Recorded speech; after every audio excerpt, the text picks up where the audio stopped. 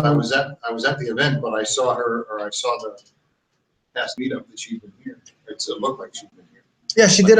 She ran another event because you went last year, right? Or the year before. Yep. Yeah. So she did another live event at a different location this time. But she said the content was a little different, upgraded. But I signed up, but I didn't get a chance to go. I was It was definitely higher end. You know, the content improves a little there.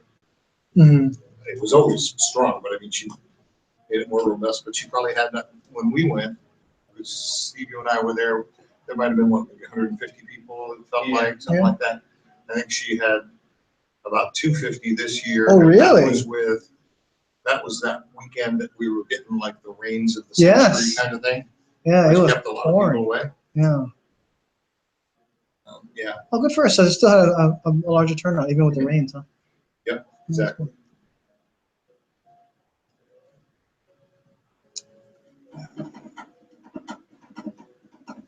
Barbara. John Carter coming? John? Oh, family. Ah.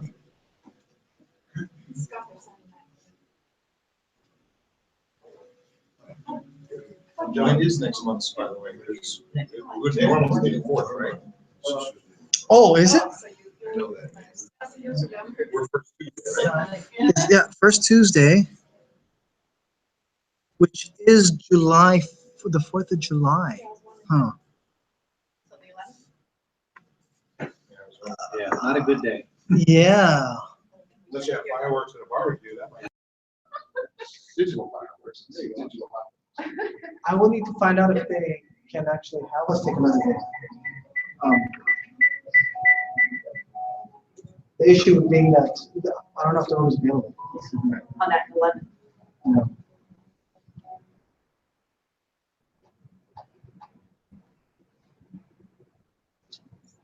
Okay, well, it's 7 o'clock, so I'm going to go ahead and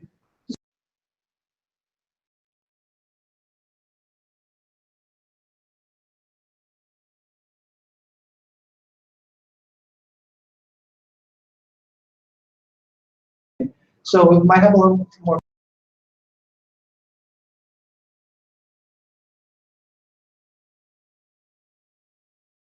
This is basically just a kind of a get together for people who are interested in internet marketing. If there's anything you want to know about anything regarding making money on the internet and business, this is the place to ask.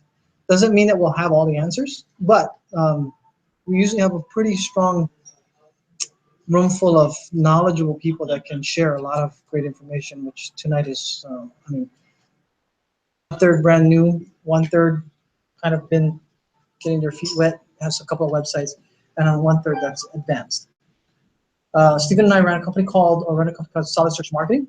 We have helped mostly Amazon sellers for 90% of the businesses that we were helping. That wasn't the intent, but we got really good at it and people started asking for that service. We are intentionally going after just doing digital marketing for higher services like lawyers and dentists and those type of things. But the Amazon market just fell in our lap, and that was something that was really big. So we learned a very strong amount of doing that type of selling. I was an Amazon, or am an Amazon seller. That was one of the things that was a good advantage for me to relate to the other Amazon sellers of privately making my own product and getting it going. But prior to that, both of us built, we probably have 100 websites between the two of us dead and that were built, dead, still alive, all over the place on that. I mean, I have like over 40 myself that just to test different things. There are over the years, just so many different techniques on ways to do things, buy a bunch of domains, put little websites on each of them, niche it out, see what I could build content. Some of them took, some of them didn't. The ones that didn't, just dump. Build another 5 on a different niche, kind of do those type of things. The main websites that I have online now do mostly revenue from advertising, and they give away free templates, the downloadable templates for kids and for that kind of stuff. And that's where a lot of my revenue come from on the internet today. As an affiliate? No, well, it had some affiliate links. That means, I mean, for those that are not familiar with affiliate links, but it had links that would go to like to Amazon and different places. I had 5 websites that were for the Teenage Mutant Ninja Turtle costume niche. Found out that You're not supposed to use trademark names like Teenage Mutant Ninja Turtle. I got very scared, so I dumped all those sites. I had 5 of them, you know, just plural versions of costumes and non-costume, you know, with the Teenage Mutant Ninja Turtle in front. And then that actually, we had those going through this a website called buycostumes.com, and they were an affiliate. My wife had Bible costumes every Easter and during Christmas. There's a flood of people looking for Jesus costumes, Moses costumes, and anything you can think of, Mary costumes that have biblical themes to that. So she had a lot of links going to there. I think she still has that up, actually. So she has a couple of websites that she does worksheets as well, downloadable worksheets for children's ministry.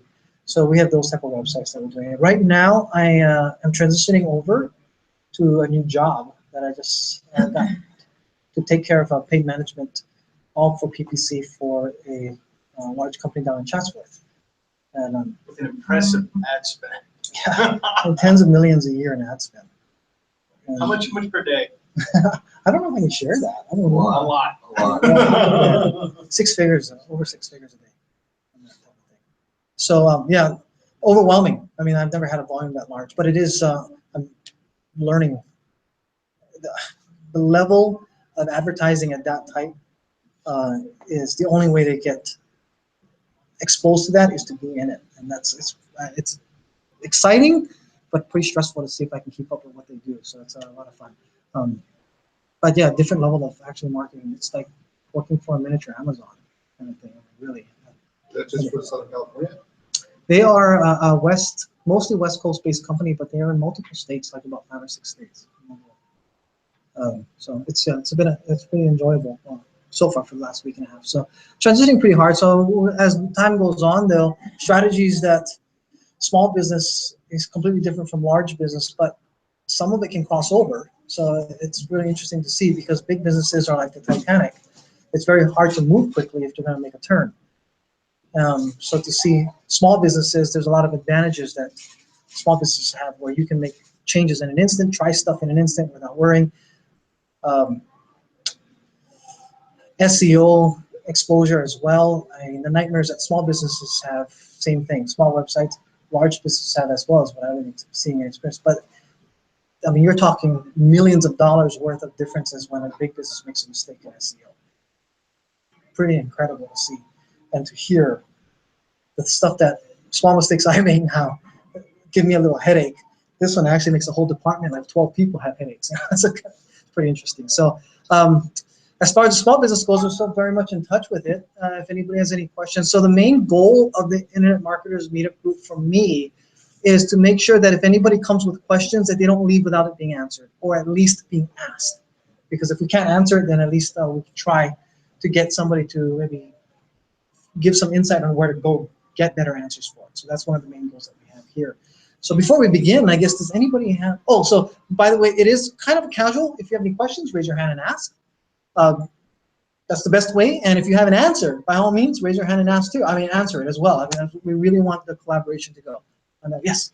So if you're just starting to get into internet marketing, how do you go about finding what your target audience is before you start paying on these Facebook and SEM? And how do you know, or how do you find that target audience? There's various ways to do that. You're going to be talking about it next month, right? So before, okay, so I want to make sure that before I forget, especially, Mike's going to be actually doing a talk on niche marketing. Do you want to share actually, just so that I have an idea? Sure. Well, it's a little less about how to target the niche than it is, in my experience as kind of a coach and consultant, one of the biggest problems small businesses have is getting clear on their niche, right? And it's actually, it kind of starts with even the concept of getting clear on a niche, because most people are nervous about the idea of narrowing their focus. Yeah. Right? Why don't I just sell to everybody?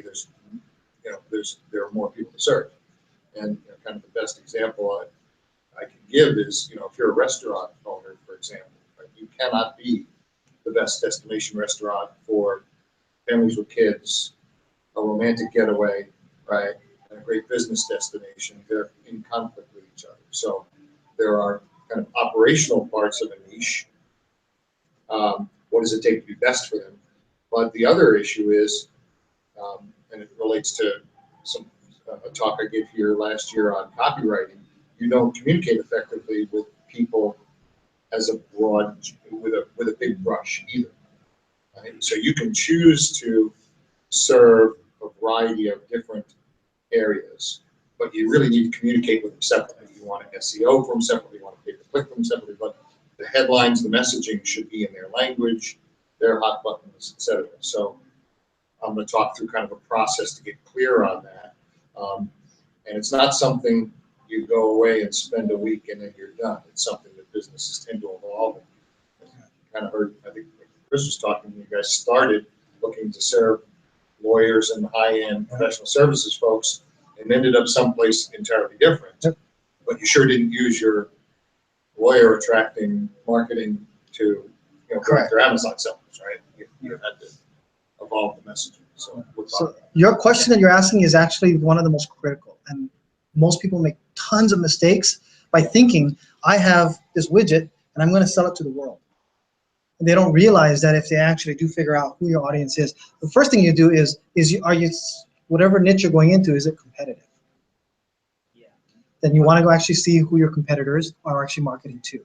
That's going to be one of your easiest ways to figure out who your audience is going to be. So let's take Apple and the iPhone. Okay, it's just an example. They're a cell phone market, and a new company is going to enter the cell phone market. So who do I want to market to? What is my product going to actually do that's going to give me my unique selling proposition? Is there something that's unique about your niche or your product that's going to be giving you an advantage over competitors? Is it like something new or an advantage, or is it you're just going to try to take market share for something that's pretty mainstream? I think we have an advantage in our systems and our operations and how we run things compared to other companies that do the same thing. But So it's a service. Right. Well, it's a service, but our products are generic. We do window coverings. So there's multiple companies out there that do the same thing, but I think our niche comes into the way that we are able to service the customer. Okay. So then the other thing is you're going to be asking yourself the same questions that pretty much every window cover wants to know is what problem are you solving? And then that's where you're going to actually, but you definitely want to see, do you know if I'm going to guess there's a lot of people that actually already doing paid search advertising on window coverings? And There are, but it's the big dogs in the industry, Hunter Douglas and the different companies, Jason Kennedy. You know who would be really good to ask is John. John did that. That's the business he sold. Yes. Oh. Make sure, John Carter's actually a regular, but he happens to be, I guess, away. Seeing family. But that he used to be in the industry. I mean, he used to own a company and he sold it. He did it for years and years on window coverings. So he could really give you a good idea of who your target market is. And then I guess the next question after that is, there's marketing to the end user, the retail customer. Do you find that internet marketing is effective in B2B? Yes, definitely. I mean, but you definitely have to choose one over the other. I've heard more than a few consultants talk about this. There's a couple of podcasts that actually have gone specifically into that. Should I service the end user? Should I service businesses? Because they can do both. And as far as those who have a lot of experience helping companies out, they all say pick one or the other, and that's what you're going to target. If you try to split yourself, you're going to have a very difficult time. It's your success rate by going after one specific is going to be a key element, especially when you're getting started. That's the only thing that I've heard about that. Anybody else have any comments on that? One thing I would offer, you said something about that makes you unique in the marketplace, or you're dealing with the big boys in the market that already have market share. Right. Well, if you go to try and copy what they do, and then you're going to compete on price. Yeah, exactly. So the thing that's going to make you different is what you said is the back end, the customer service, the personal touch that you add. Right. So it's kind of like there's a book out there called Purple Elephant or Purple Cow. Oh, yeah. You familiar with that Yeah. book? Seth Godin, is that it? That's right, that's right. So really what you want to do is figure out what makes you unique. Yeah. And then promote that. And then whoever that speaks to is at your target. If that makes sense. Yeah. So when I do run ads or if I start doing internet marketing, should it be more generic and broad, but promoting our uniqueness and then attracting those people, or It's gonna be expensive to do it that way, the Yeah. broad. So what I would actually do is I would find any review site you can find on your competitors and look for what everybody is complaining about the most. Yes, and then you solve that problem because your ads, you want to make sure that your ads, your keywords that you're gonna be targeting, maybe just, are you guys gonna be only local? No. You're nationwide? Well, right now we have here in Los Angeles. Okay. And we're currently working on expanding to Vegas. Okay, so one thing that you're gonna have an advantage is your advertising is gonna be for local area. The big boys have deeper pockets, so they're already gonna be targeting probably local areas as well in certain areas. Keyword heavy your website specifically, and make sure that everything is making you really seem like local, have local address, local phone numbers. Make sure Google knows that you are actually locally in that area. Do you recommend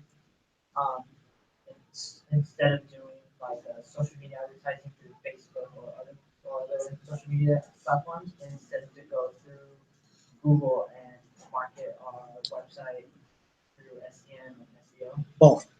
I think you cannot let one go over the other.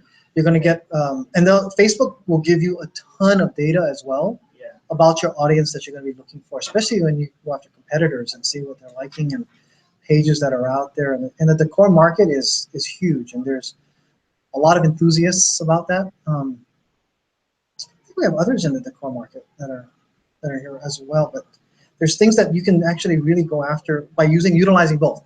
Because there's a lot of people who actually don't know that they might want to. You can actually, for instance, new home buyers. Right. Target That's them. what we've been targeting. Yeah. And some of our ads are new home buyers in the Los Angeles area. Yeah. So you can look at certain type of things where people who might be interested in. I don't know if you go after investors. Would they be willing to spend? I mean, is your things higher end, or do you have economical as for like people who are? We do both. It depends. Majority of our business comes from high end. Okay. We work mostly with interior designers, general contractors, things like that. Oh, That's good. why I brought up the question about B2B. Yeah. That might be. I don't know. I mean, they still say you should focus on one over the other, but. So my concern is because we are mostly doing B2B already. Yeah. That if we go back around and do all of our marketing towards the end user, do they feel like we're stepping on their toes? Yeah. Well, but I'd separate, there's the client acquisition part. So we're actually talking with a company that's in a different space, but an interior design driven space. And in the end, the interior designer, the architect, the building owner, the construction company still has to ultimately present it to the client. Yeah. Right? And so you may not want to focus your marketing on the client, but you're going to have to create sales materials or online, essentially, collateral that they use. So you can't ignore the consumer perspective, but that's different than building a pipeline to attract the consumers directly, because you're exactly right. Then you can tick off those folks who are looking to make margin on it, et cetera. So I agree with the advice of one funnel, but I do think you need two marketing messages, even if it's a white labeled site that the other business people can incorporate into it, or there's a back end that they can send folks, and you will then control it. It's where their people go. Yeah. Okay. One other possible client for you, I go after realtors. There are many realtors that are flipping houses.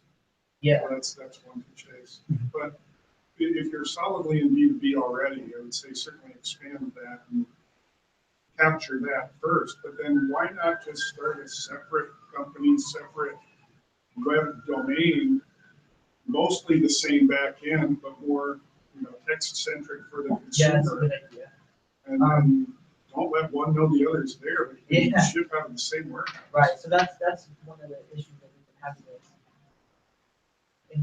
encroaching on like, the other business of the interior designers, the general contractors, people like that, so, What he said is very common though. A lot of suppliers, yeah.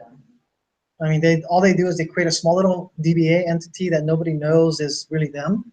And then they just launch another website as a consumer site and they compete against their own contractors on the same level so they can take. That's actually really, really good, thank you for that.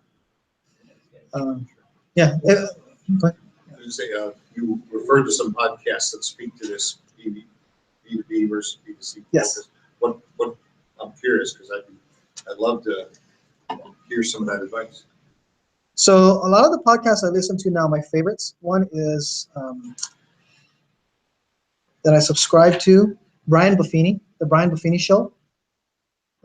He's I guess the #1 trainer of real estate agents in the U.S. The biggest, but his podcast is not about real estate agents. I mean, it is, but mostly it's about business and just really good concepts. And the guy is just super entertaining. He really knows how to entertain really well. So he's one I like to listen to. What's his name, Chris? Brian, Brian, and then Buffini is Buffini. And he's by far, I think, one of them. He just came out of nowhere as a podcaster, and the guy is just really, he's not only is he's really smart, but he's been through a lot too. The Ziegler Show, it's kind of changed in my opinion. The guy kind of rambles way too much now, the host. So there's not a lot of Zig as much as there's like 10 minutes of Zig and 30 minutes of this guy rambling about it. So I kind of cut off pretty, lately it hasn't been as good.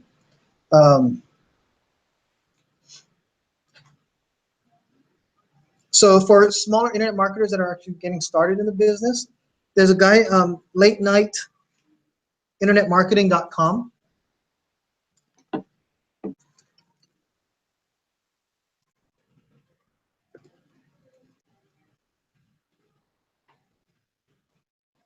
So this is, he has a podcast too. And basically he works full time and he just does internet marketing on the side and he has a podcast that goes out too. So he has a lot of more fundamentals and learning if you're getting started on it. A very encouraging type of guy.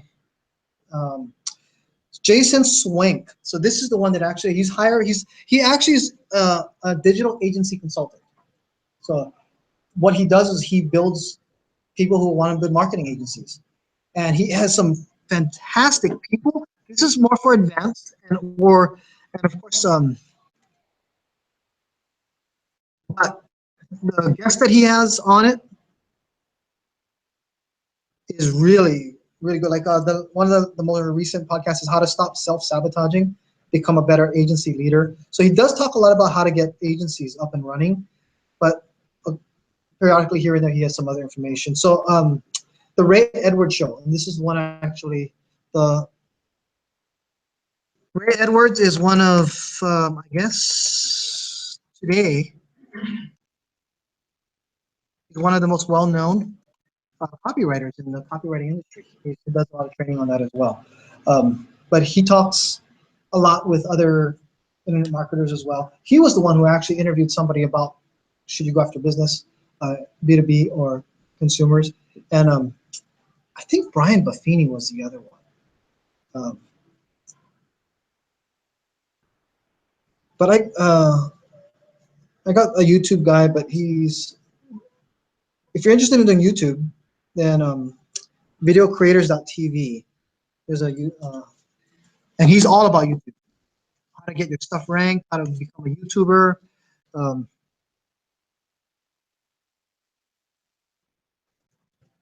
He's not just a YouTube guy that only does YouTube. He actually runs a big company to help big companies get YouTube exposure and make them take off. And so That's the that, website that you have there. yeah. So it's so funny because these guys don't have the.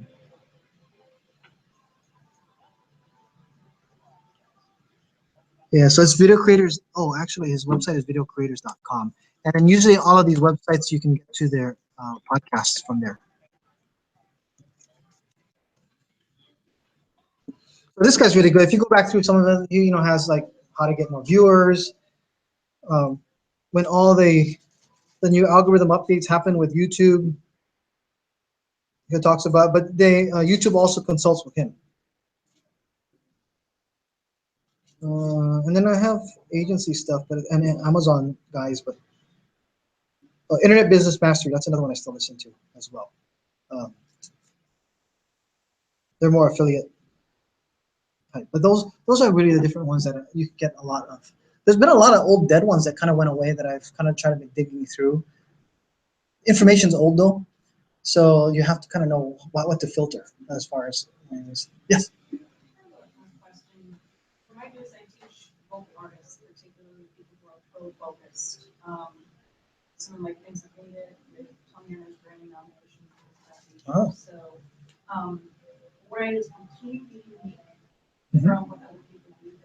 The students don't even have to have the background that will be good when I start with them. So I have kind of a double-edged sword, and I think my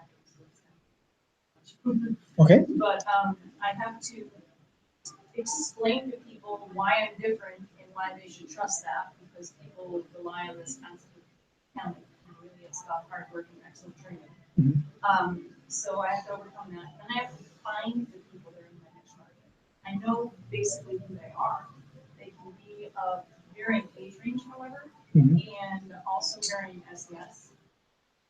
So it's kind of hard to pick them out of a crowd. It's people who are specifically interested in going pro, developing pro quality skill set. So how do I find them? You said you hate marketing though. I do.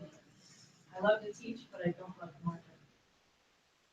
You do, because to be honest, you could do really, really well by putting out a podcast.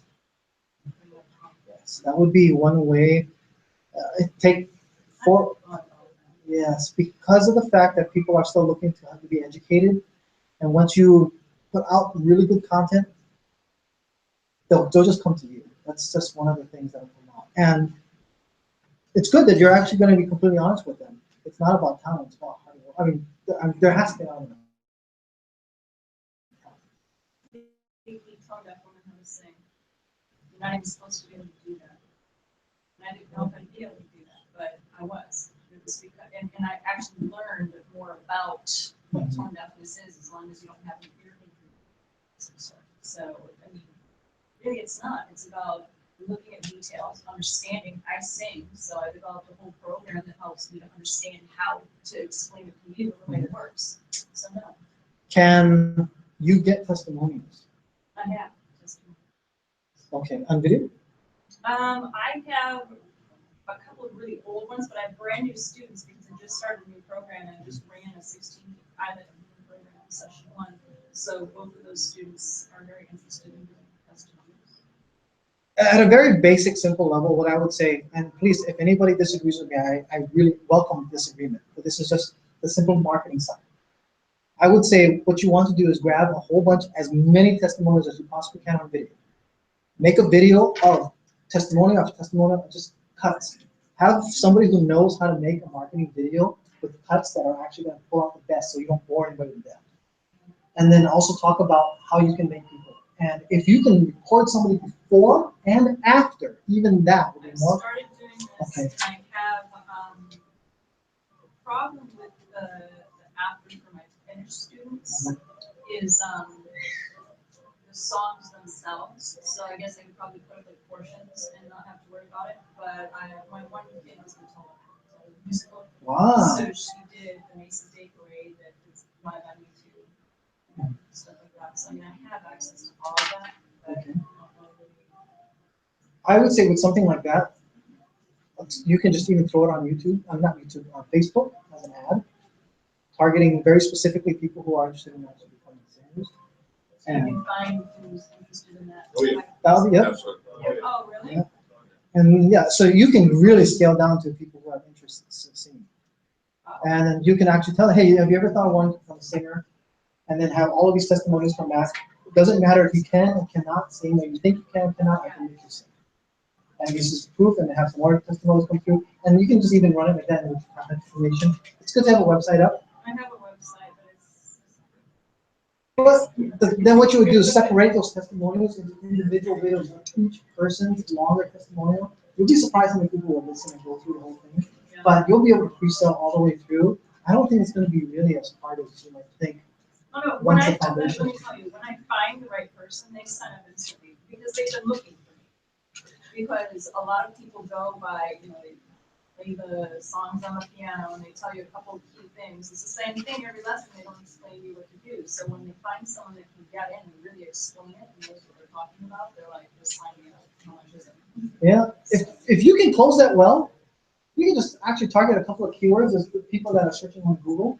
Make your own ads, and basically, if someone searches, how to teach myself to sing. Yeah, so but there is, I'm kind of just giving you the round idea. There's going to be a small investment to put into that, of course. And then, but it's not just the advertising, the ads. It really is going to be the closing and the way the funnel is put together as far as your videos have to sell you, so that you don't have to explain it. That video should do all the closing for you. If you're closing at 100%, that video should do it. Anybody who's buying that video should be calling you up and saying, I want to sign up, without even having to ask you. So do you have to face to face, or do you national, or I can do nationwide. With my new program, I can take up to 80 states in return. So I'm looking at a substantial lift in terms of what I've been doing previously. Delivered virtually? Yeah, that's awesome. You have a recorded course? I have aspects. I don't like to give away too much information, because nobody's doing what I'm doing, and it's going to be proprietary. But essentially, I've married what I was doing in the past with what I've learned teaching at regular colleges, and what I had in my head that I wanted to do.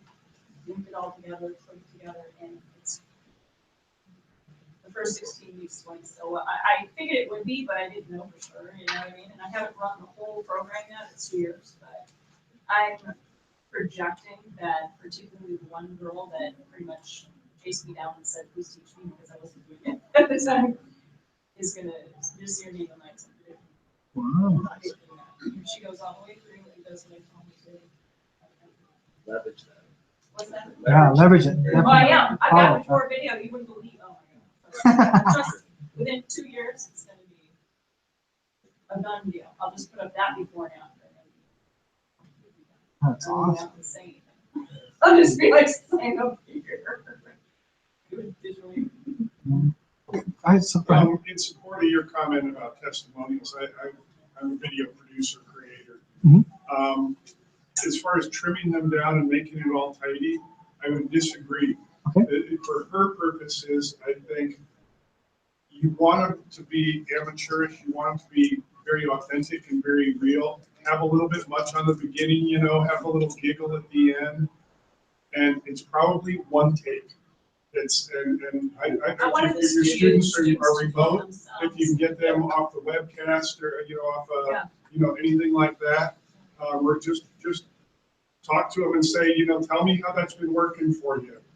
And you're recording the whole thing, but you'll get their authentic response. You'll get the ums and the hums and the haws, and just leave that as it is, because people will see that have not been to your site before. They look at it and they say, these are real people. This is not professional talent. This is not, I'm not being tricked here. These are real people. I gotta agree with him. Actually, I did hear other people on podcasts say that as clean as they try to make things, some of the best results that they get is when they put it on the end of a selfie stick and they just talk and they just let it, and they put that as their ad.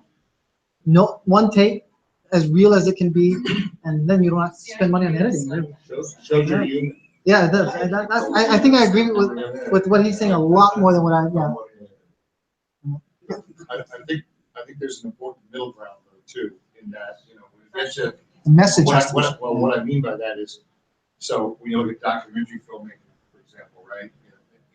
You're going to prompt with the right questions. Right. The way it's cut needs to be human, but the really essential piece is to figure out what the principal objections of your prospects are gonna be, and then make sure, instead of letting all of your folks free form their testimonial, right?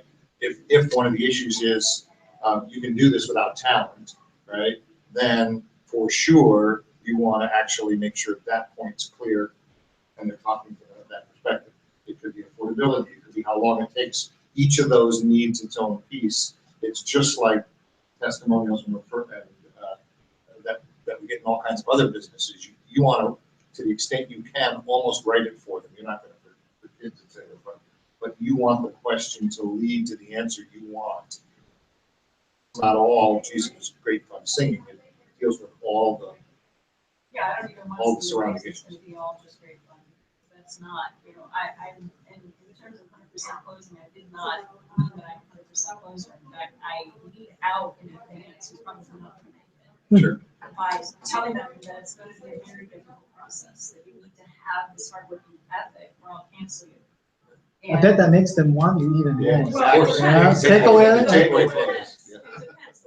Those students that are going to work, yes. The students that aren't going to work, it kind of weeds them out because I don't have that interest to try and hold your hand. I know how to sing. I'm trying to teach you how to sing. If I have to do it for you, it's not going to work out. Then you can rely on talent with someone else and say, it's not what I do. So I try to be clear, but I'm trying to niche markets so that it's easier on me to kind of just say, this is what I do, this is who I am, and then the people that are serious will find me through that. That's awesome. It really is. I mean, because you think of the best coaches in the world when it comes to ice skating and anything else, they select their students more than that. I mean, that really is what it is. So. And because I do nationwide, I figure, there's way more than 80 people that have stars in their eyes. Oh, yeah. But, nationwide. But the essential factor is that I can't really identify them simply because my focus is teaching and putting together programs and things that I love to do. And then I'll tell myself, oh, you should be marketing. And I'll be like, well, the college has got me here and here for the fall. Why just nationwide? Why not every English-speaking country in the world? Yeah. I could, but I don't even know what I'm doing well enough to do marketing here at this point. So Word of mouth will go. Actually, you do here, it'll take off. It'll work so well. I would like actually. Oh, you have a question? I have about not liking marketing.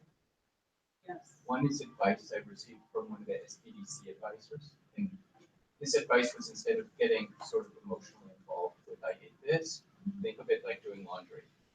You just spend a couple hours doing laundry every week, and it's something you have to do, and you schedule it and you do it, and you don't get too tied up in disliking it. Just commit to it a little bit. That's one thing that's interesting too, because if you take that mentality, 20 minutes every other day, that's all you do, something will hit that actually, sooner or later, something's going to hit that'll just take off on your marketing side. But it does take a little practice to figure out who your market, who your niches are, who your target Well, is. I've been in business 12 years, so I've done,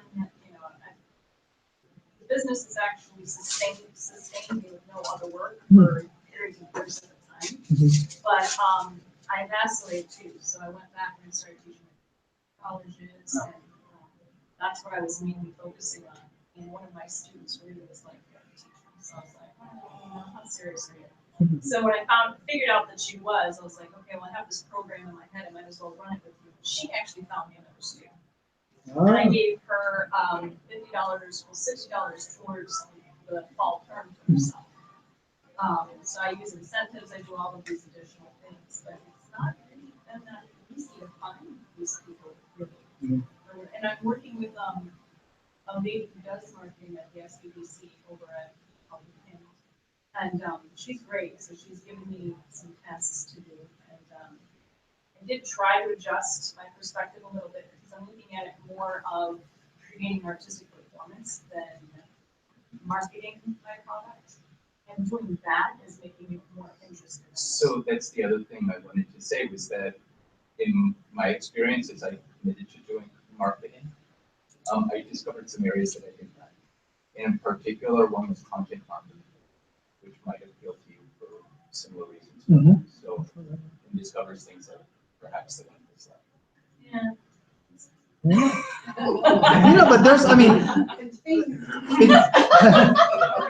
because people want to learn. I mean, if you ask a lot of professionals in whatever industry outside of the music industry, what is one thing that you wish you could do? A ton of people say they would wish they're musically inclined or they could sing. Those are the two. I can sing in the shower. People will say that, or they'll say, they'll go for acting or they'll go for dance, more because they feel that it's not as talent focused. It's very difficult to teach singing, like I said. So people rely on standardized techniques that don't work. Actually, some of the standardized techniques can't range. So people think you're stretching vocal cords to be able to hit really high. No, most of my students can hit whistle notes and please, a lot of guys. Because it's not what you think. It's not what you think. Yeah. It's hard to explain that in 30 seconds. Education market. You know, Yeah, I think you could do really well in the education side. But we have, as a group, we have to be careful, in my opinion, right? Because we think of marketing. Marketing is crucially important to businesses, right? But, right? And so is accounting, right? So make sure your finances are right, okay? Yeah. And you know, and you know, pick your person. You know, George Clooney, you can be sure, doesn't do the accounting for all the producing and directing and acting business he does. Nor does he do his own marketing, nor does he do his own PR, right? You may have to in the beginning because it's the only way to afford it, but at some point, presumably what drives you is the content of your business, right? So the faster you can, so you want to understand it so you can't be taken advantage of, right? But the reality is in many cases, finding somebody to do your SEO, do your video, et cetera, is a better choice than trying to figure out how to do all that. I'll make the offer here. $100 per student that registers for my class is yours after they pay enroll, up to 80 students. So Figure out how to do it. Wait, Well, I mean, you know, I just try to get other people to do it. So did that hurt to do that marketing? Yeah. What is the website?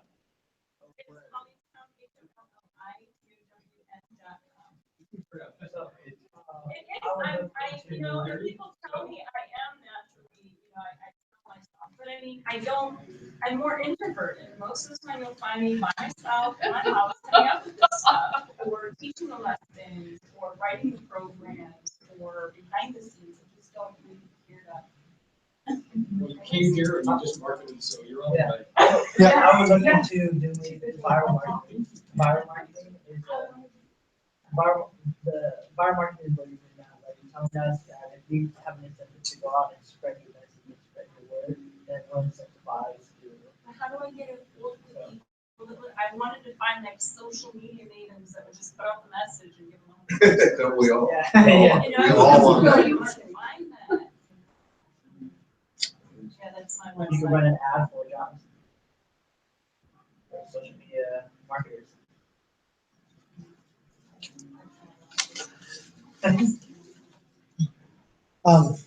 Steve, did you want to go ahead and? Well, I want to make sure everybody's questions are answered before I get to my part. I think, because I know there's a few new people here, and I'm not sure if they had their answers, or their questions answered. So part of this tonight, Stephen does actually have a new project that he's actually launching, and he would like opinions on it. I think it's a fantastic business model that's coming out that way. But you know, due diligence is always to ask the general audience. And that's the one thing he's going to be talking about. So not take away from actually your question and anything else that you have on there. But when it comes to social media marketing, does anybody actually have referrals for her that she might? we should talk. Okay, there you go. So the other part, for those that are not familiar with what we normally do, at 8:30 is a formal end, but it's really informal. If you can leave at any time that you want, and we do actually hang out a little while. We take a little time to clean up anyway. So if you have any questions, we encourage people to network and you know, if you can help somebody, by all means. Anybody else have any comments for? I think you're very close. It's been a long time, and process of developing myself, I guess. Mhm. And what the person that I was speaking to told me is that I need to pull myself out to the forefront, as opposed to trying to focus on the students like up there. She says, I love the video, but there's a whole bunch of text and it's all small print about you. Where's the stuff on you? You're the focus, even though you're getting the students to a certain point. You know what? This one podcast, the most important one, and this is the one I listen to probably, I look forward to, Entre Leadership. I highly, highly recommend the most recent that they actually had on that came out from this one. If you go on there, there's a drummer. They call him Zorro. I guess he's famous. He plays for Lenny Kravitz, Bobby Brown, I think. What's New Kids? He met the Jackson 5, and but he came out to California, and he talks about positioning, and that's how he made his life doing it. He got a job in high school as a janitor to clean up the band room, and anytime he had an opportunity, he sat on the drums and started to play. One day, the band leader came out and said he had a gift. He knew he had a gift. He just didn't have anybody to help build it. So the band leader told him to go ahead and start developing it. He started playing, did some local things, came out to California. They didn't do very well. He had a sister out here. The sister said, you got a couple of weeks, you can stay with me, but see if you can. He went and he sat on Beverly Hills High School's lawn, put a boombox and like a drum, and he just knew that there's people in the entertainment industry, and he dressed up, make believe. He had just graduated from his high school, so he's actually out of high school. Nobody knew he wasn't a high school student. They just thought he was, and he just jammed by himself on the lawn. And somebody came up and said, oh, that sounds pretty cool. He got to make friends. And then that guy ended up to be the son of the owner of Motown Records. And from that point on, it just took off. And he was all about positioning, constantly being. So he went over, and it's fantastic. And he talks about it's all about hard work, everything that has to be done in that way as well. But that was a very good podcast. Yeah. Are these all on iTunes, or are they on their individual websites? Or? You know what? You may have to go to these people's websites to find out. But these are if you do a search on, these are all on iTunes. But that's what I use. If you do a search for any of these terms on iTunes, you'll find these podcasts. So that's where I got it from. But Entre Leadership, that is, I think, one of the best. It's actually run by Dave Ramsey. It's all about business concepts and building it. It's really, that's, I think, probably my favorite. And then Brian Buffini second behind that. But yeah, they definitely want to talk about positioning on that way for your businesses. And after that, it just takes off. It kind of rolls in that way. Now, did you get your question answered? I just want to make sure also that. A little bit, yeah. I have some clarity. Yeah. A little bit more clarity. I think you definitely want to go ahead and look at your competition, though. That's where you are, since you're going to be in a competitive market on that, see what they're targeting. Well, I think that they're having a tough time as well getting results. A lot of their stuff is done with third-party websites. Yelp, there's another site called House, List, Home Advisor, places like this. So it's not through the actual marketing per se, but it's done through third-party sites with their account. There's Entre Leadership is a couple of podcasts you want to look for that. I don't know what terms you would be searching for, but there is a couple of really good ones on marketing in industries where everybody else says it's not going well. And then you have these people that are saying they're not doing well, but for some reason, I don't have a problem with that. In fact, I'm doing better than I've ever done in down markets, and how to take advantage of other marketing ways in down markets. So that's one. Two podcasts ago with the Entre Leadership, they interviewed somebody who has it's called Grab the Gold bars. Has anybody heard of the protein bar called Grab the Gold or Go for the Gold? But that person's on there, and how her business just exploded, and she's in a market with all the Tiger's Milk and all of those other bars, and her market share is just booming, and she has only one flavor right now. And Hurricane Katrina wiped out her business. People loved her bars so much in Tennessee, they actually asked her, will you come and start up here? And they helped her move her business to Tennessee, and again, starting to take off again. So she's one that's also, I think it's like 2 podcasts in entrepreneurship. But she talks about marketing again and how to service customers certain ways to get positioning and certain things. So, Sure, the podcast opposition too. oh yeah, after that, I mean, the first thing I did is I want to know why this bar tastes so good and that so many people are buying it. I mean, like grocery stores are seeking her out, kind of thing. Like we heard about this bar because customers are telling me like the grocery store needs to carry this kind of thing. And right now they have a production problem. They can't keep up with the production. So, That's the problem. yeah, it is. It can be. I would make sure you clarify one thing, because when you said window film, I'm thinking the stuff that goes on armholes. Oh, So that, I mean, that's the first thing that came into my mind.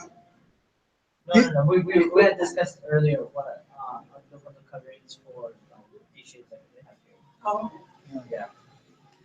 yeah, but I mean, just that term.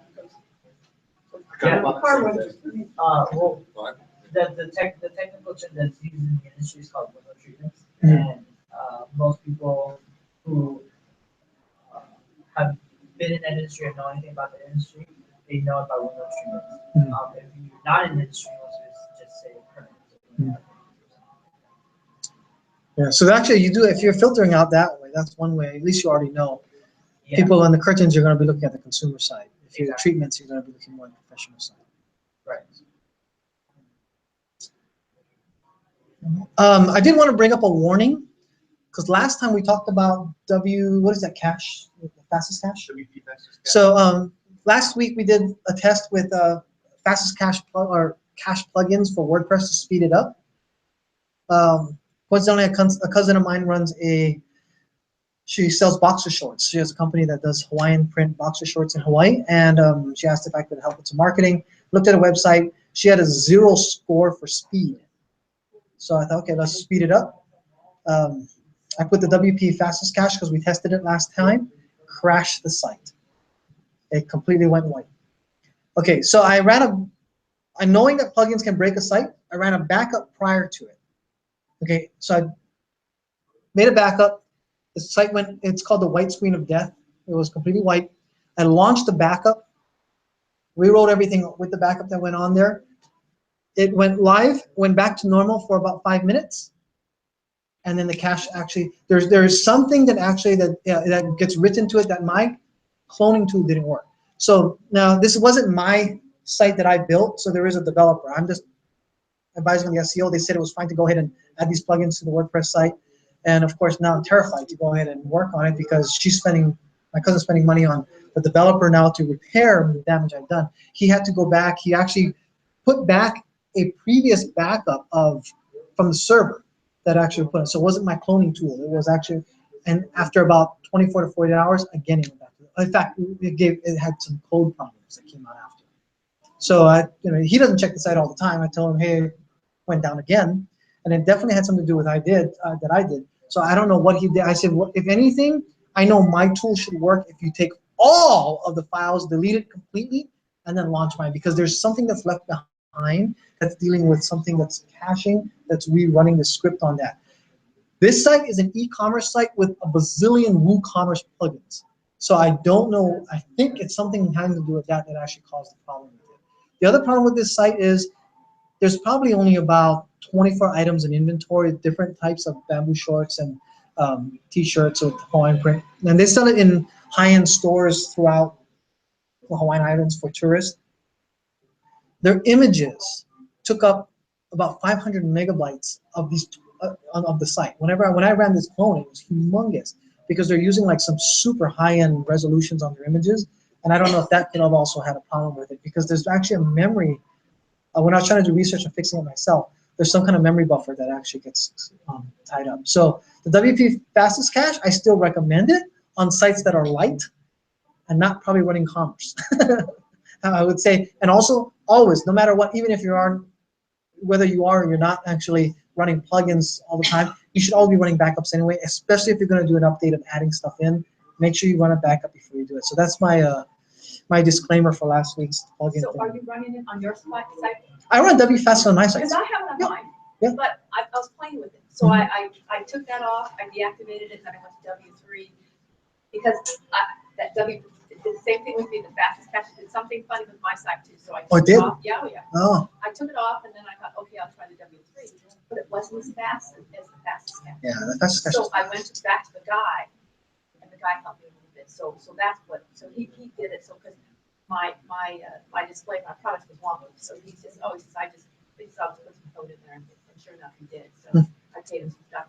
So but yes, it can make it go weird because and I hear from so many of the pros about the caching. You have to test it. I tried Cloudflare. I tried all this. So caching is so tricky. Yep. You just make a tweak and then see how it goes. Make one tweak. You don't do a lot is what they tell me, and that's so true. So you just play with one tweak at a time. Test your speed, see how it is, and so it's just a matter of testing. That's what I think. The other thing I'm going to do is from now on is I'm going to run my clone, put it somewhere else, and then test there because it's not worth the headache on that. But just keep in mind when you're running cloning tools, make sure that you de-index and you do not allow Google to see it because it can wreak havoc on your SEO ranking. So how do you do that? You just go inside your settings and you just make sure that you tell bots not to, the search engine bots not to go ahead and hit on it. Say that again. You tell it to do what? You tell the search engine bots not to index the site, not to look at it. When you're cloning. When you make the clone. So yeah, the clone, you don't want anybody to touch that. I've actually heard of big problems of people developing a secondary site out of the country and somebody took off the bot thing and it brought down their ranking on the main sites in huge ways. And I've actually had that happen. Actually, I still have some duplicate site remnants on a test that I had on others, but just haven't had time to go in and clean it all up. The good thing is that both of them have AdSense on it, so they both make money if someone goes there. And then also some other good news. A couple of months prior to that, we were running the Hexeter WordPress themes, and I threw a site up on that, and it made money actually within 6 weeks. It was about 6 weeks. They're pretty fast. So it made a couple bucks already, which is really fast for an AdSense site that has hardly any content that's really worth indexing. But it was, the Hexeter theme does get indexed pretty good as from what I've been seeing. Could be my content though. So I still have a problem with the Hexeter theme being specifically made for something that's very inflexible. So it's going to be changed out, but I want to test it. And that's the WP fastest caches on that. And that's one of the things I ran it. So it does speed it up as well. If that one breaks, I don't really care because I'm going to change the theme over and rebuild it. Just put all the same content back up. So that's it. But yeah, so it did work for those that might be interested in it. Steve, go ahead. Sure. Hi, everyone, I'm Steve. So just let me get set up real quick here. Just a quick question. How many of you either have a website or working on a website or plan on having a website? See what I did there? I kind of hit like every point. Like, how many of you breathe, go to sleep? No. So the topic that I was gonna talk about, or I'm gonna talk about, is let me see my backside on here. I don't want to do that. Let's share screen. How do I do this, Chris? There's chat. There's screen share. Here we go. Okay. Cool. Over here. So the topic I'm going to be talking about.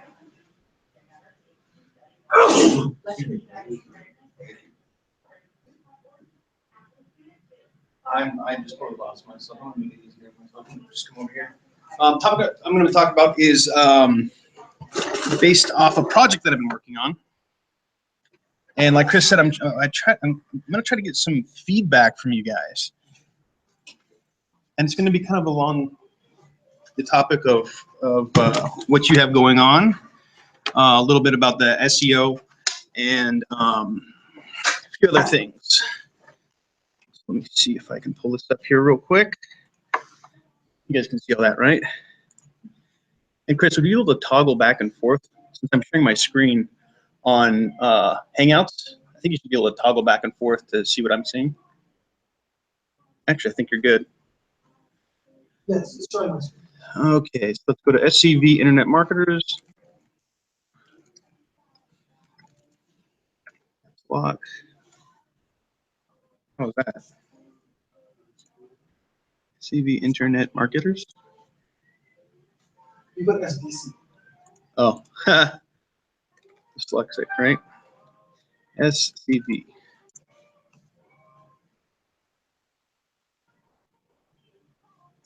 So we're kind of branching off. One of the things we're doing is we're scaling down at our business to solve search marketing for the Amazon side. A lot of changes have happened, so we're trying to take over a different market, going after a different type of market altogether. And that's basically local business. Initially, it's local businesses. We're going to target local businesses and give them websites. So one of the things that he's mentioning content marketing for you. One of the things that we're planning on doing is having a unique offer that's we're trying to make it completely different from everybody else. And so let me see here. It's basically a website, but we're going to give it to you for free. We're going to build it. We're actually going to custom build it. And it's not just like a Wix site where you can drag and drop and everything like that. We actually have people that'll work with them to take their content, to refine their about me information, basically take all the pertinent information for these local businesses and create essentially a landing page that's built for PPC, pay-per-click marketing. And inherently with pay-per-click marketing landing pages, your conversion ratio is higher because the performance indicator is basically calls, form fills, or what have you.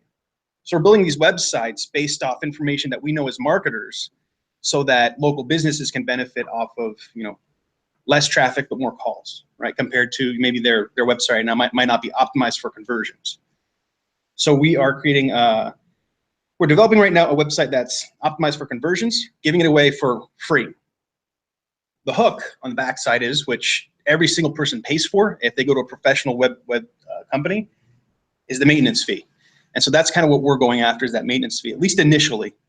We're still working through the plans of if we want to charge or not, because I think that offer is kind of ridiculous.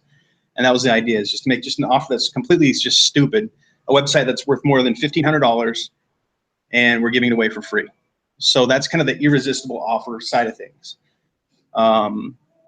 But so for the content here is, you have the front facing, which is the optimized website, but then you also have what's running on the back side.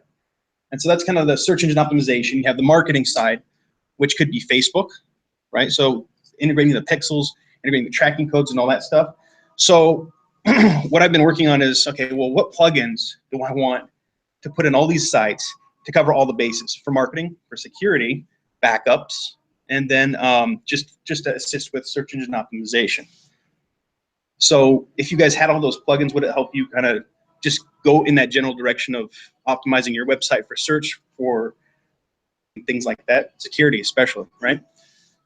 So let me see here. What I have here, and if you go to scvinternetmarketers.com, the one for June 6th, you will see all of these links right here. So let me just crack this open real quick. So I'm just going to go over the back end because the website is not developed yet. We're still working. We've been working on this for a while now, but we're still kind of refining the whole back end, the sales funnel process, and all that stuff. So the front end is kind of a mess. But I did want to share this with you. So far, all these plugins work fine together. I know some of you have had issues, right, with the compatibility of plugins, or maybe it was themes. But Divi theme, have any of you heard of Divi theme? It's almost like what you see is what you get, kind of drag and drop builder. A little bit less, I don't want to say less technical, but a little bit easier than most other themes once you kind of get the hang of it. And so I use Divi theme. This is really good for speed, especially. And I have found D-I-V-I. Can you see? Oh, I'm sorry. Oh, wait, no, it's there. Oh, I know, okay. Steve, before you go to the, if you don't mind, before you go into the details of of what's under the hood, can you go through one more time? So imagine any one of us is a local business. Pitch us again on exactly what we'd be getting from you and why we want to do this. He's asking me about my pitch. I don't have that yet. I'm going to give you a free website that's optimized for search, for marketing, and for security. Because you started with paper, and I talked about PPC. Oh, okay. Landing pages that are linked to ads. So I just wanted, so they're there as well, but this site is built for SEO. It's built for SEO, yes. And it'll have landing pages optimized for the PPC ads. It's primarily the main page. It's starting out as a one-page website. Specific, the purpose of this website is to generate conversions.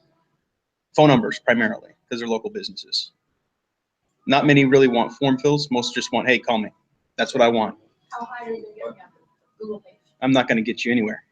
I'm giving you a website as it's a tool. Look, no web developer is going to say, well, some do, but for a free website and the monthly maintenance fee, any web developer worth their salt is not going to give you all that and say, I'm going to rank you. I'm not going to rank you. Yeah. Hold on. Let's yeah. Sorry, I was when the other part that wasn't clear, but now I think I get. Yeah. Because there's a maintenance fee for the website. Absolutely. There would also be an ad management fee. If they wanted ad, yes. That's where my upsells on the back end come from. Sure. Right. Right. Because in my experience, for a lot of local businesses, you actually want multiple PPC landing pages because you want a strong correspondence between ad and landing page and home pages are really pretty poor at that. Usually. Depending on the business, usually there's one primary offer that they really want. So like, if I could just get more leads just for this, and that's what the hero image is going to be. That's what the call to action is going to be. Hey, you want us to install water heaters? Is your water heater broken? Call us right now. We'll fix it in an hour. We'll be at your house in 30 minutes. So something along those lines. Now, I haven't thought as far as ahead as outside local, because this is primarily focused just for that niche. Yeah, and I'm only pushing at you because, for example, if I was doing a site for a plumber who does water heaters, right? I'd have one which is your water heater, right? And I'd have another one which is the savings of converting it now before it breaks, and they're very different landing pages. And there's an opportunity for an upsell. Right. Okay. So because they're designed, usually when you design pages for pay-per-click marketing, they're easily duplicatable, and you just got to change the headline. These ones are a little bit more extensive because they're meant to be the entire, contact information and all that stuff. All like if they wanted something specifically for, I don't know, tankless water heaters, right? Then we would create a different page, cut all the junk out, and just leave it, to be a much shorter, much more true to a landing page or squeeze page. Steve? Yes. Suggestion on your terminology when you're talking to the business owners. Mm-hmm. Don't use the word conversion because that's going to go out there. Get the phone number. Okay. That's what they want to hear. It's funny because as I forgot who's, I think it was you were talking about the different, when I talk industry, this is the terminology we use, but when we talk to,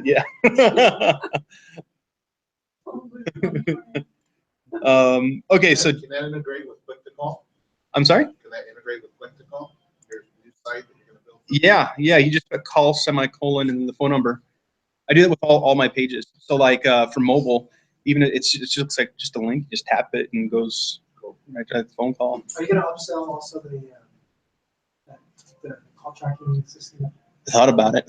He has a killer call tracking system tool that the phone numbers can change, but more so when someone clicks on it, it can register a call, but it also can record the calls, and give the customer service quality assurance. It's called recorded. He has a really, really good tool. So if the business owner has a secretary answering the phone, they can check back and see how the calls are actually really being answered for them. But yeah, the tracking is there, and that's he can make a landing page, and he'll know, or the business owner will know how many calls came in, how many they missed, all that kind of stuff. So you're obviously optimizing for mobile as well. Oh yeah. That's what Divi seems fantastic at. What's really cool with Divi is you can change the view in like one of the little settings. You just change the view and it'll show you what it looks like, and then you can edit like right on the page. It's just really neat. Yeah, so that's a Divi theme. Anything else other than, yeah, it's great for search. It's really fast. So one thing I forgot to put up here is the hosting that I use. I use A2 hosting. A2 alpha, then the number 2 hosting. I've tried Bluehost, HostGator, InMotion hosting. Oh, shoot, there was another one. There's a couple other ones. But so far, A2 hosting has been just the fastest that I've ever used. Integrated with WP fastest cache with this setup is flawless. Okay, so here, these are some of the search engine optimization plugins that I use. One of the things that, have any of you heard of schema data?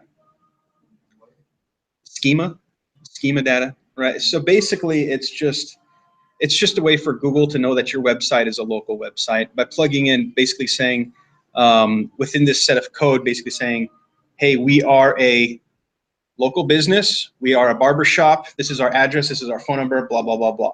And it's just code that Google recognizes just like that. So it's another signal to Google basically saying, hey, yes, we are a local business, this is what we are, this is what we do. And so this plugin really helps with that, and so that's why I have it. Sorry, Project Supremacy. This is a paid plugin though. I do know that there are a few schema data plugins that are available for free. This one though I'm just most comfortable with because the schema database is huge and they cover the ones that I need. Yes. SCHEMA, schema? Yes, sir. Schema data. It's a fairly recent thing. There's Schema data is a tracking method that Google, Bing, and Yahoo got together and said, if developers use this, it'll help us classify what sites are local, what kind of businesses they are. And if developers use all of this stuff in them, then it can help our search engine understand it better. So it's a way to tell search engines how things should be classified. So they then started telling people, put this code into your website, then it'll help you with the rankings because we'll get indexing. The problem is, how many code in the first place? And so what happened, in my opinion, when this got launched and people started doing it, it was actually a way for Google, Bing, and Yahoo to figure out who the SEOs are. It really is. So they could actually figure out, kind of reverse engineer. Okay, all of these websites that have schema data, these guys know what they're doing. They're developers or SEOs. Because we're the only ones who really know what's going to be put in there. They could actually see what we're doing on the backside. But not to say that it doesn't hurt. Only 3% of websites have schema data in them on top of the whole web. And those 3% rank on the top 3 pages, almost every search engine, a majority of the major keywords. So it's very powerful. It does work. Psychology, so what schema is, it's a Jungian term, and it basically is about, for cognitive development, it's an understanding of the world, it's a mental map. Oh, that makes sense. Google possibly is trying to map out the web in a way where they can recognize who somebody is in the environment. So it might just be that it's just starting out. I wonder where they got that word. That makes total sense. Because it's actually a way for them to know the mapping of everybody's websites and where they should be putting stuff. like the more you know, right? Yeah. A little stuff. I just totally had that moment. Made the connection. Yeah. Just another, the main reason I have this on here is one, we bought the developer license so we could put on all of our client sites, but just the social proof that they had for just schema data in general, their group was, I think it was about 2,000 or 3,000 people, but they would post, hey, here are my results, here are my results. They show the rankings and just boom, 4, 5, 6 positions, just by adding schema alone. So that's a big reason why I put that on there. So it will help. Yeah. Get your rank. Yeah. Oh, it does. Yeah, It helps. yeah. It definitely helps. Especially local businesses. That's like almost a must in competitive niches. You gotta have that schema data. Absolutely. Next is a broken link checker. Now I have kind of a control panel, and I'll show you the program that I used. But it's a cool feature that I thought I'd put on there for one of the services for our clients. That's kind of just an add-on, just for free. Is a broken link checker. So making sure that all your links are actually pointing to a website or actually going to another page on your website is important just for SEO reasons. Just another indicator, basically saying, well, is this website outdated? Are they not updating it? Is it just, kind of out, not being used anymore. So that's one of the reasons I have that. For most people, it's not 100% necessary. You can just run it once and then take it off. Site maps. They're with Project Supremacy. The Google XML sitemaps has always been awesome. It maps out basically your entire website, how it's categorized, all the pages and everything like that. It's just another way for Google's spiders to crawl your website and say, okay, well, this is how it's organized. It makes sense. But it also lets them know to index new sites.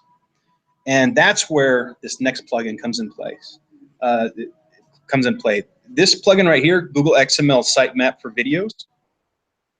Even if your website doesn't have videos, if there's a brand new website and you want to get it indexed on Google, what you do is you just take a relevant you can take any video really, relevant video, put it on your website, run Google Sitemap for videos on that page that you want to index, just run it. And then what will happen is, usually, I've seen it as fast as 5 minutes, but usually within an hour or 2 hours, your website will get indexed on Google. From a brand new website to one on Google in less than an hour, which is pretty sweet. And it's still working, at least last time I checked. So I use that that's one of those plugins that I'll turn on, then I'll just turn off, or I might just remove it. Smush image compression, this goes along with site speed. So if you have a website that is lagging, even if it's on, like Bluehost, HostGator, what have you, just a simple compression of your images would help out tremendously. Ideally, you keep them under 100 kilobytes. I think that's what it was, 100 kilobytes. And I've seen websites that have, like 2-3 megabyte images that are just take all the bandwidth and take like 15-20 seconds to load. And this will help shrink that that problem.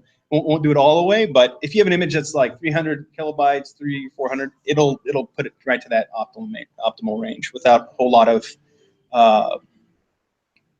image quality loss. AMP, accelerated mobile pages. So this makes your website 4 times as fast on mobile than it would be regularly.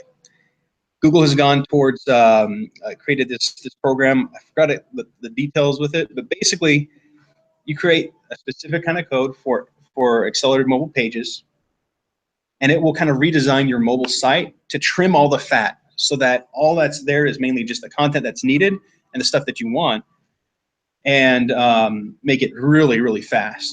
Most of the searches now are all mobile, and so with that in mind, that's why they kind of put this program together. And AMP is I think it's just going to be the norm for the future. So yes, you have a mobile website, that's like mandatory. Needs to be mobile. Next is having accelerated mobile pages so that it loads, really fast. And by the way, everybody, if you have a website, needs to have 50% mindset of a mobile focus. You have to. There's no ifs, ands, or buts about it. I have seen this new company I'm at, when they start developing for mobile, literally the hockey stick of income on the graph. I mean, it was huge. Now, conversion rate is very clear. It's expensive to have mobile, especially when you're running paid advertising. The revenue doesn't go there, but conversions for commerce, e-commerce especially on mobile, is painful. It's expensive. But the volume that you get when you have it is well worth it. That the offset is definitely there. I mean, if you haven't looked at your analytics and your backend of what your traffic's like, almost guaranteed 50% of your traffic is coming from mobile. So you definitely want to have that focus, because there's high correlation on SEO as well. By far, you'll see that. Especially if you're advertising, you're spending money. Like we've seen it with Facebook, right? Probably, I think it was like 65% of the traffic that was converting was all mobile. In some campaigns, it was 100% traffic. That was, well, no, I take that back. We were targeting mobile because it was doing so well.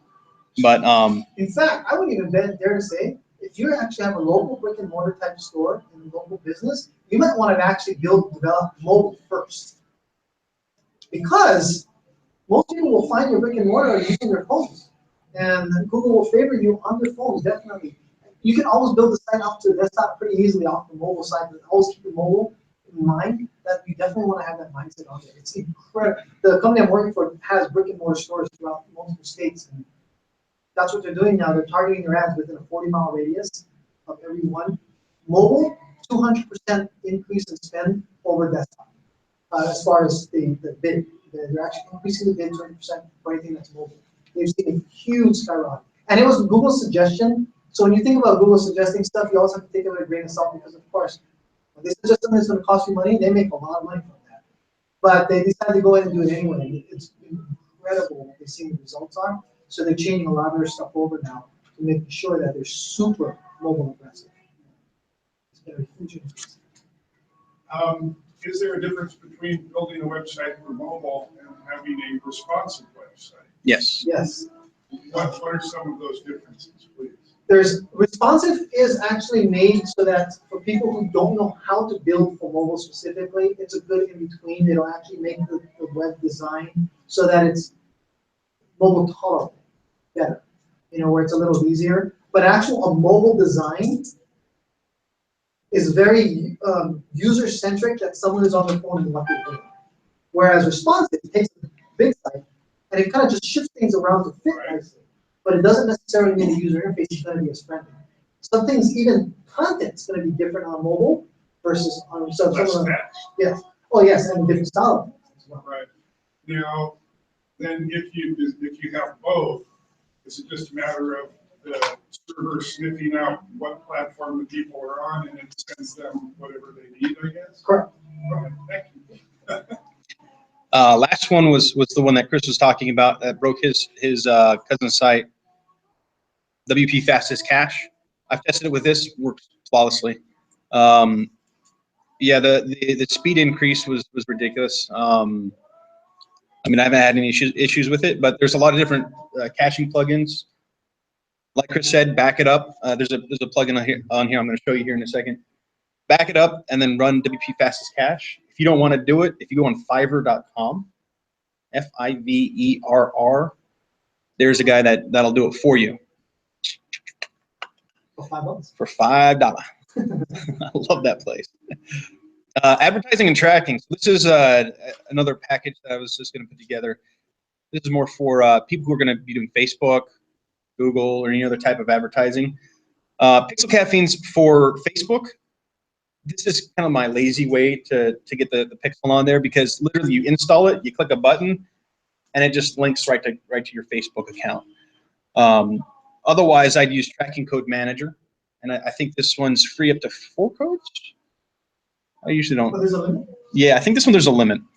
But like for analytics, for Facebook, heat map tracking, a snippet, or anything else, you just create the little code. You tell it, where you want it placed. It's just like 2 or 3 steps. It's pretty straightforward. Tracking Code Managers has been pretty sweet. It just prevents you from having to go inside the editor in WordPress, which is nice. It's pretty powerful, the Tracking Code Manager, because you can also say if you want it to put on pages or whatnot, on posts, and you can actually kind of customize where you want the codes to be showing up and where you don't want it to. So that one is pretty powerful. I like that a lot. Security. Okay, I've gone back and forth. There's a few different security plugins. These are the ones that I've settled on. WordFence.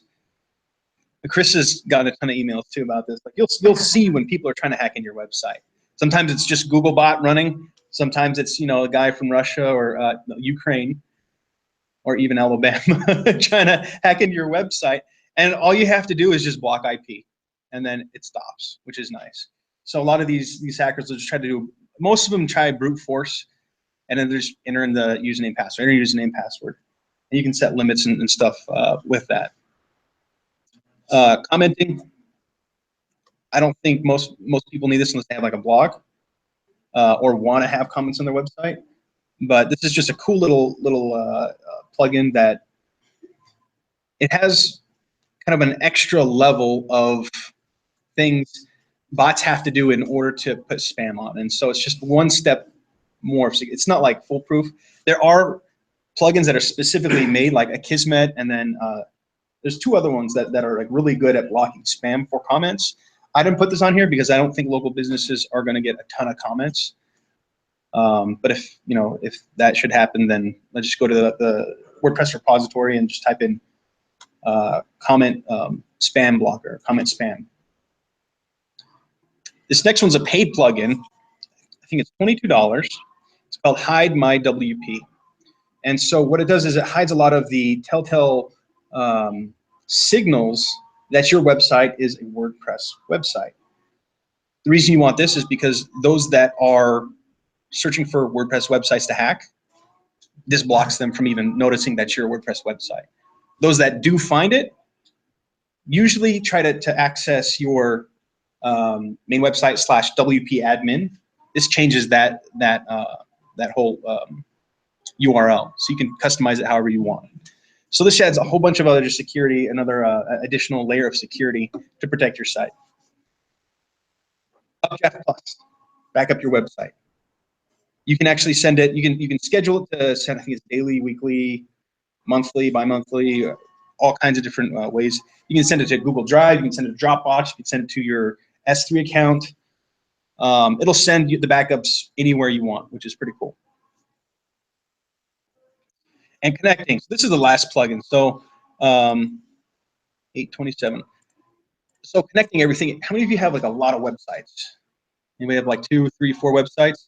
If you ever get to that point, right? If you've ever take a look at main WP. There's a WP. What was the one that connects a whole bunch of websites? I forgot. It's a paid monthly. This one's free. All you got to do, just like the other one, you put a little plugin called the main WP child on whatever other site you want to control, and you have your dashboard. So this one, the main WP dashboard, will control all the other websites. It'll control the updates. It'll control the comments if you ever get comment spam. One login. One login for all of your websites. So if any of you plan on having multiple websites, it saves so much time. That main WP works with the one that disguises that they're WordPress websites? Yeah. Wow. Yeah. Yeah. Now, all that being said, all this stuff that I showed, do you guys have note of any other plugins that maybe I should take a look at, or any ones that you guys have had issues with or anything like that? Any suggestions? Do you use Yoast? Yoast, Project Supremacy takes the place of Yoast. Yoast has their own XML sitemap built in, but I still prefer these two plugins over Yoast, just mainly because of the schema data that's available. I don't know how much you see it for the local businesses you're targeting, but what about text?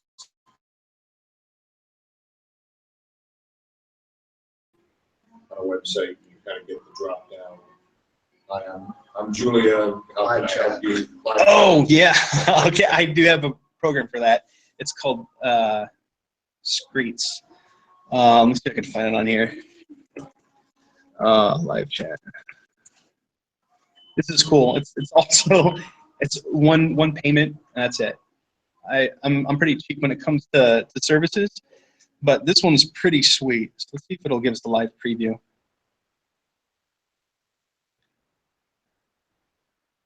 But yeah, it's the same thing. Oh yeah, here you go. Send message. Okay, they're not online right now. Otherwise, it could say, hey, I'm John, or I'm Mike, I'm Steve, I'm Chris.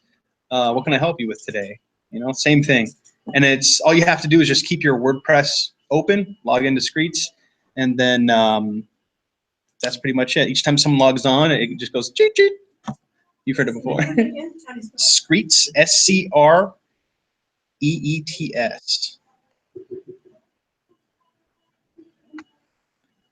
Or if you go to Code Canyon, it's the Theme Forest kind of partner. It's called WordPress Live Chat plugin.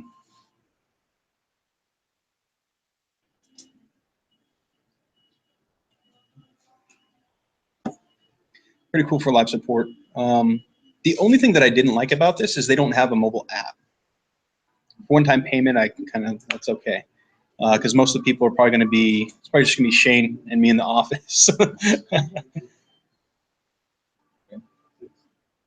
And then for ticketing, because the main thing for this new venture is very rarely am I going to be on the phone. It's all going to be through tickets and live chat. So we're using OS Ticket. That's an open source ticketing system.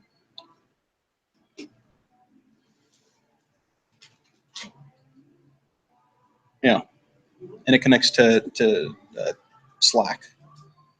So anytime someone submits a new ticket, we'll get an email. It'll get a notification on Slack. It'll hit our mobile, which is pretty sweet too. How you gonna sell this? So for this, there's a few different ways. So the first one I'm working on right now is the affiliate program. So I have an affiliate manager and then affiliates. Anybody that wants to push the product, they'll get a recurring, I don't know what percentage, probably 15 to 20, depending on, that's still kind of in the works, but it's going to be recurring lifetime of the client. They're going to get paid through PayPal. And that's the affiliate side. Then we have reaching out to, there's some companies that have their own reps, but the reps don't have websites. My mom knows a few people who own companies like that, so they're going to go after business to business type acquisition. And then another one I have in mind, Facebook marketing. That's the reason for the free website. Free website, that's the USP, right? And then there's a software called Gale and something. It's $1,500, but it's an auto scheduling, fully compliant. This is the first one I've ever seen, but it auto schedules your posts and it'll stack them by creating a new post each day. So it's not going to blast out 100 Craigslist posts at once, but each day they'll add one. System for it, and they support everything, so I don't got to worry about it, which is pretty cool. That's what we're starting out with. Gail and Mare, I think. Let's see here. Gail.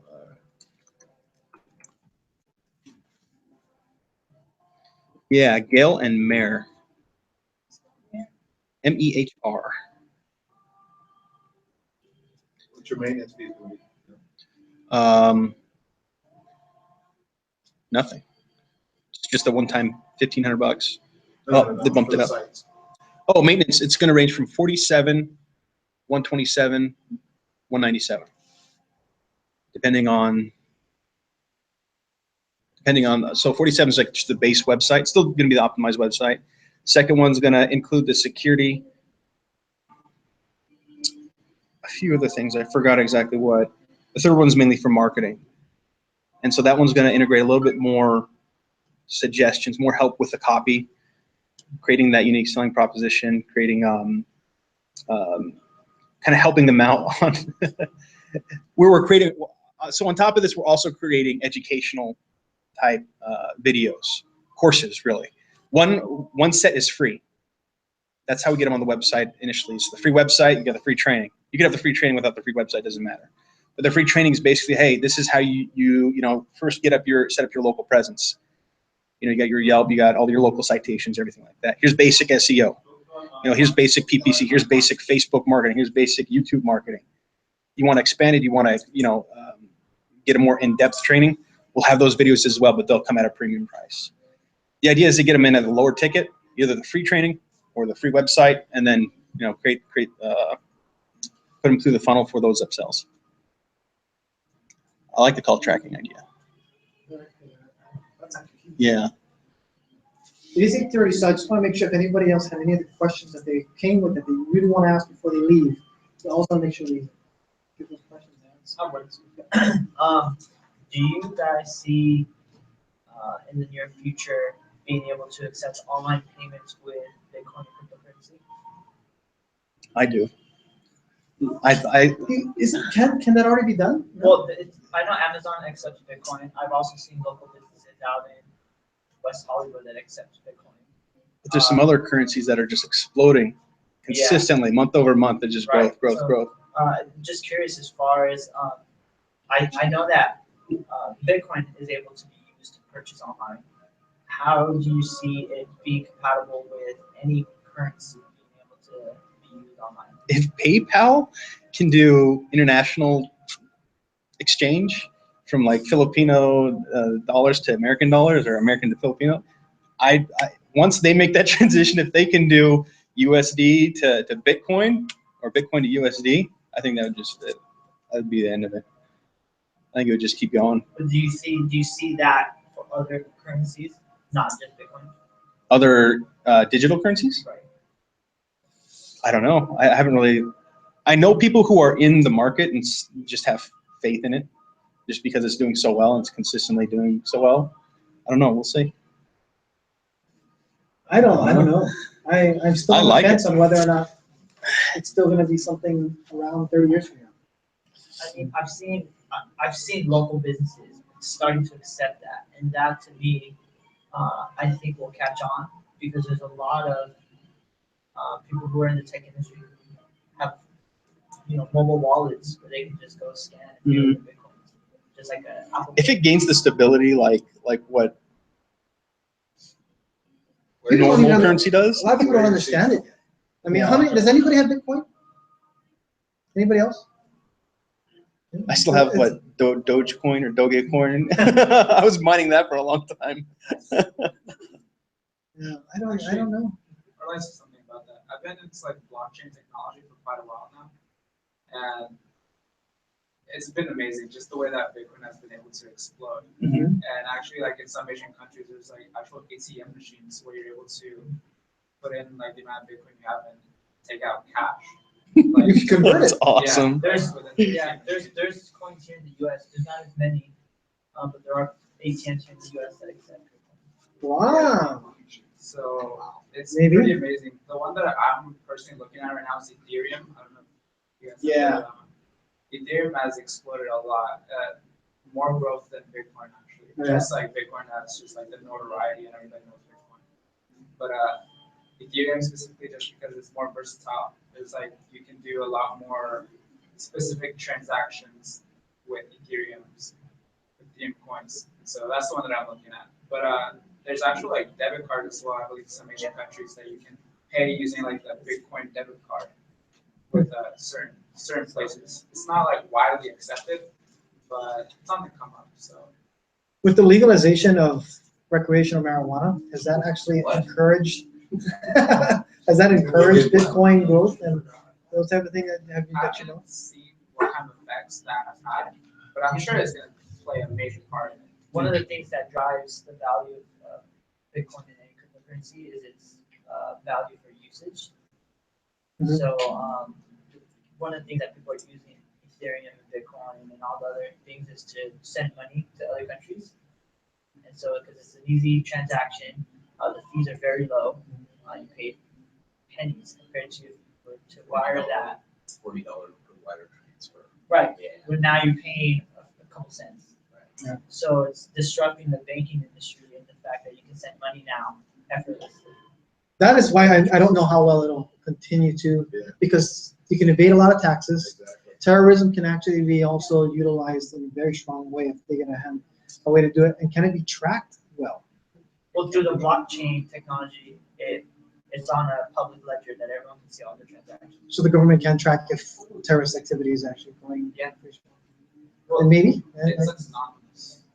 Yeah. It is. See that's That's why it has a negative like connotation to it because it's been used like on the deep web and like on the black market because you can't really track it. Yes, it's on the public ledger, so people can actually verify that like the coins have been mined properly.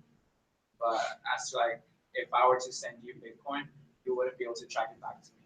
You would just be able to see that you received from someone. that's terrorist dream. One of their blockades to that is if you try to go and if you're new to cryptocurrency, they only allow you to purchase in small quantities. So let's say if you've never bought, you want to go on there, you can only purchase like $50 or $100 worth of Bitcoin right now. So they're preventing people from just jumping on and buying large sums of it. So And people are that's why investing they're- in that stuff, right? I mean, that's the thing. Yeah. Oh, so one person wanted to have me bring up an incident that happened with her. Her neighbor actually had the FBI and LAPD knock down their door and run inside there. It was a elderly couple with their mother, so and 3 elderly people.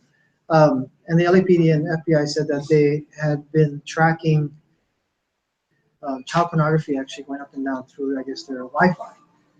And what ended up happening, this family that had their whole house search and everything, they're not involved in it. Somebody hacked their Wi-Fi and was using their Wi-Fi to go and transmit this stuff. So she called me, just kind of panicked, and what do they do? How do you keep safe? And just a reminder, especially if you're working on your websites and stuff, public Wi-Fi is not a really good place to go in and do that. And please be sure that you guys are securing your own Wi-Fi. And a lot of people don't really realize, but keep your, I mean, I think my theory is on how they got in. They probably use the word password as a password for the Wi-Fi. But the other thing is, a lot of people still have unsecured Wi-Fi where anybody can access it. And people do drive neighborhoods looking for those things. And when they have an ability to do that, they can take advantage of open networks. And I've been working at somebody's house, and I can see their neighbors' computer terminals. They have everything shared. I mean, it's kind of crazy, and their Wi-Fi was open. So she just said, hey, maybe you might want to remind people about that. It is a lot easier than you think. Make sure your home Wi-Fi's are locked down, because the government comes in, they break down their door, and your house insurance has to go in and they don't, even though you're innocent, they don't go in and repair your door for you. Your homeowner's insurance has to take care of it. So, but they were actually saying, hey, if someone's using that, that's what they showed them the pictures that were going up and down, and they were just freaked out. They said, do whatever you got to do to stop this from happening, because it was horrendous. So just something else I want to bring up. How about if you're using your cell phone as a hotspot? If you're using your cell phone as a hotspot, that is actually secured. Just make sure that you have a password that's pretty decent on that, because somebody else, if they can hack it, they'll get on it as well. Yeah, being mobile now is good. Okay, and next month is July 4th. I do not know if we're going to be having our meetup. I'm going to say no, but if Barnes & Noble has another day, actually, if we do it on the Monday before that, no one's going to come. I mean, this is going to be a 5-day weekend for a lot of people, 4-day weekend for a lot of people. If they can do the week after that, then maybe we'll have it on the 11th. If you're not a part of the meetup.com, sign up. Make sure that you sign up for that, because that's when notifications go out, whether or not we're going to have a group meeting or not. Okay, and I will probably do 2 or 3 emails prior to it to let people know if we're not going to be here or not. If I'm not going out of town, there is a small possibility that I will be here, because there are some people who don't do anything on that day, and maybe have a couple of us have a small mastermind or something. But I look at it. I will announce that through the meetup.com. Oh, so go to meetup.com. In fact, if you go to scvinternetmarketers.com/meetup, it'll redirect you to that. Huh? Okay, then just subscribe. Yeah, and then you can subscribe on that, and it's free to sign up on meetup.com, and then you can so just sign up for the emails.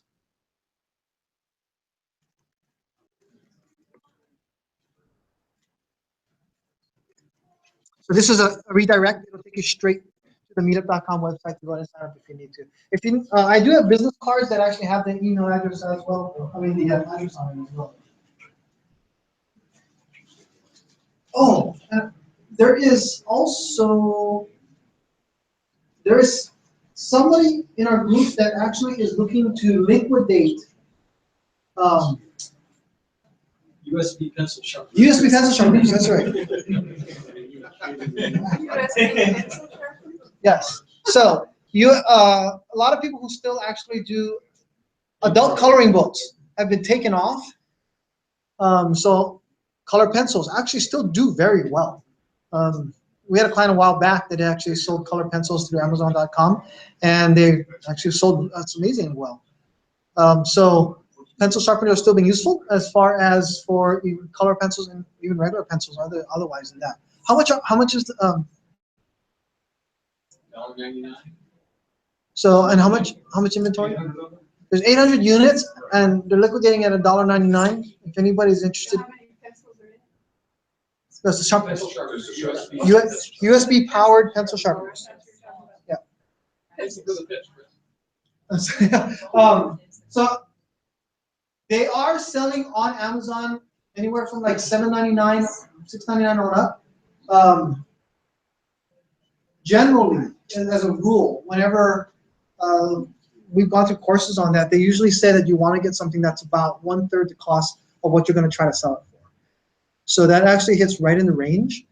At $7.99, you can throw it up on Amazon and see if it actually will take off. And it'll be in a market where you can even go higher on pricing as well. At that kind of price point, there's not really all that. There's not. I say the risk is quite low. Plus, it's already manufactured and sitting. Do you have business cards? I do, if anybody's interested. Yes. Yeah. A while back, it might have been a year or so, we had a fellow here, I think he's only here once, maybe twice, that was talking about leather goods. Yes. That he could get done down in Mexico. I Yes. was wondering if anybody's in contact with him, remembers. How to get in touch with him, anything? I don't remember. Does anyone remember that gentleman that was here? He made some really high quality. Was that Jack and his wife that also brought in. No, this is a different guy. Oh, no. He actually leathers. Yeah. Leather boots. Was it boots, right? He brought the boots in, and he said they could do all kinds of leather stuff. Yes. So he has like really, really fine quality leather and a maker that can actually make anything out of leather. And he was looking for someone to help partner up with to go to manufacture. He was going to get stuff brought over from Mexico and manufactured. But I don't. That was about a year ago, so it's quite a while. It's been a while. Yeah. Anyway, Saw the videos? no, we weren't recording back then. Yeah. You know what though? I'll go through there. It's been pretty awesome, but we have over 1,000 people sign up on Meetup.com for this group. But if I can find that guy, we'll see if I can come across, because I think he signed up to attend. So I mean that brings down the list to about probably a couple hundred people that he's in. If I recognize him, I'll look through the list and see if I can remember who he was. Let me check. Thank you guys very much. Thank you, Chris. Yeah.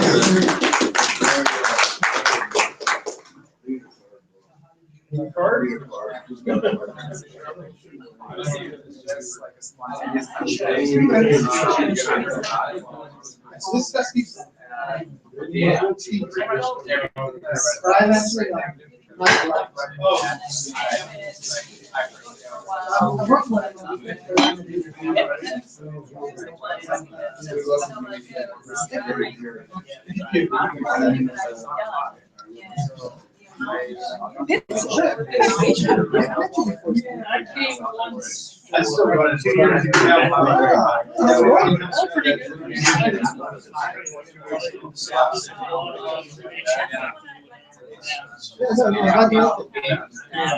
gonna try to come more regularly than once every 2 weeks. Just make sure you check for next month. No, nice to meet you again. So Chris, Okay. Beyond the 800, yeah, you guys know that I'm giving you.